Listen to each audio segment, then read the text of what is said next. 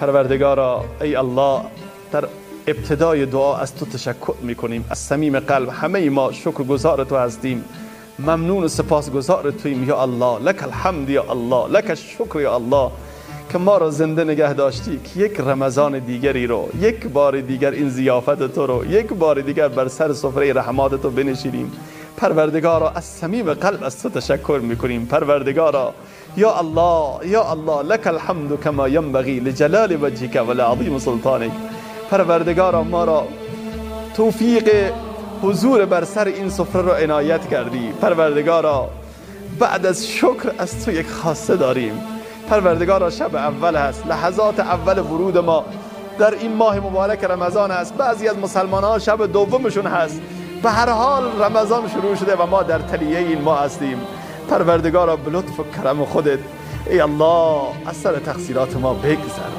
همین امشب، همین ابتدا، اگر ما چرکی داریم ای الله، گناه و معصیتی داریم که داریم، آلوده ایم، کبر و غرور و حسد و نخوت و ای الله دروغ و معاصی و گناهان آغشته ایم. ای الله اونقدر گناه کردیم که گاهن شاید روی ما هم نمیشد که سر سفره تو حاضر بشیم. اگر گناه ها بو می داشت، اگر گناهان رنگ می داشت، شاید ما به خونه برادر ما، به خونه خودمون هم جرأت نمی کردیم بریم. ای الله اینه که با این بار گناه آمدیم، اینو به گستاخی ما حساب نکن. پروردگارا یک دلیل باعث شد که ما چرکین بیاییم. ای الله آلوده بیاییم، پر گرد و خاک بیاییم، پر از معصیت بیاییم، چون شنیدی ماه مبارک رمضان هست. ای الله تو میزبانی، ای الله ما مهمانان توییم. هیچ میزبانی به مهمانش به احترامی نمی کند. ای الله چه برسد به ذات ذوالجلال تو ای کریم، که تو کریمی، تو ستاری، تو غفاری. درسته ما رو سیاهی، درسته ما گناهکاریم، درسته رومون نمیشه یا الله. 11 ما آلوده کردیم خدا ما رو، 11 ما از تو غافل بودیم. پروردگارا تو قطعا نمیگی چه مهمانان پر رویی. 11 ماه دور بودن تا شنیدن این ماه ضیافت بلند شده سر سفره من اومدن، تو این حرفو نمیزنی؟ چون تو خودت فرمودی من قام رمضان ایمانا و احتسابا غفر له ما تقدم من ذنبه.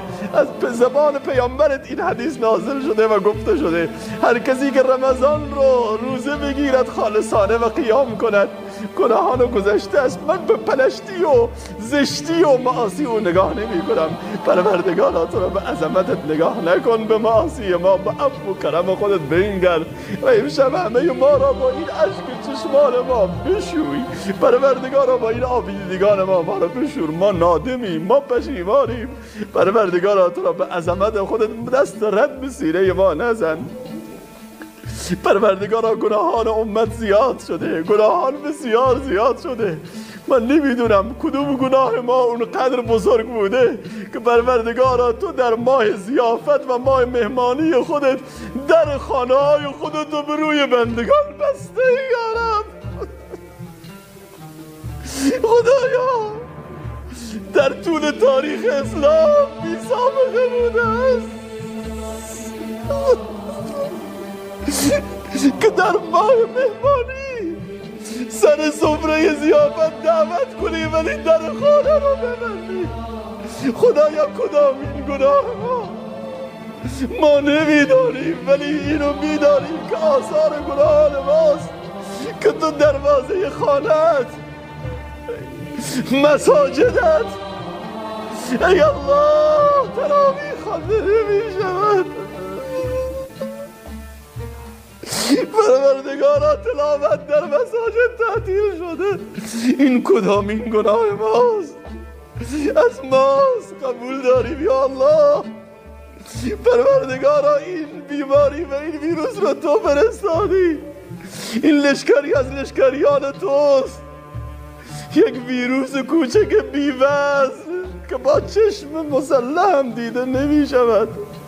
پروردگارا اینو چنان بر امت مسلط کردی که همه خانه نشین شدن. پدر از پسر فرار میکنه، مادر پسرش رو با آغوش نمیگیرد. پروردگارا اگر کسانی قیامت رو انکار میکردن، پروردگارا تو نمونه ای از قیامت رو نشون دادی که هر کس در سر خانه خودش نوشته از پذیرایی برادر و خواهر و فرزند معذوریم. پروردگارا این چه بلایی است خدایا. اندیشمندان موندن، پزشکان موندن، متخصصین موندن، علم بشری رنگ باخته است پروردگارا، ولی ما میدانیم به ذات تو قسم که فقط با یک اشاره تو، با یک گوشه چشم تو، با یک دستور تو، انما امره اذا اراد شیئا ان یقول له کن فیکون. پروردگارا خودت این ویروس را از سر جامعه انسانی دور بفرما. پروردگارا مسلمانان رو از این بیشتر غریب نکن خدایا، از این بیشتر داغ فراق مسجد رو بر دل مسلمانان نشون. من میدونم شاید میخواستی گوش کسانی رو بگیری که ماها مسجد کنار خونشون بود به مسجد نرفتن، از مؤذن استقبال نکردن. پروردگارا میدونم این جریان بود، گفتی که باشه شما رو در ماه مهمانی از مسجد محروم کنم تا 11 ماه قدر مسجد رو بدارید. پروردگارا ما ضعیفیم خدایا، اشتباه کردیم. پروردگارا به حال زنده های ما رحم بفرما، مسجد رو نتونن داغ مسجد رو تا کی تحمل کنن. پروردگارا به حال مرده های ما رحم بفرما. ای الله مرده های ما بی جنازه دفن میشن، بی جنازه، بی غسل بعضی جاها. پروردگارا انسان دلش کباب میشه، میت فرزندش نمیتونه رو تو قبر بذاره، خانوادش نمیتونن بر اون جنازه بگذارن. پروردگارا تو را به عظمتت ما را از این نوع ای الله دفن شدن خودت حفاظت بفرما. پروردگارا مرده ها و اموات ما را ببخش و بیامرز. پروردگارا ما را خودت از این ویروس مسون بگردان. اونهایی گرفتار شدن شفای عاجل عنایت بفرما. اونهایی هم که توسط این ویروس از دنیا رفتن پروردگارا جزو شهدا قرار بده.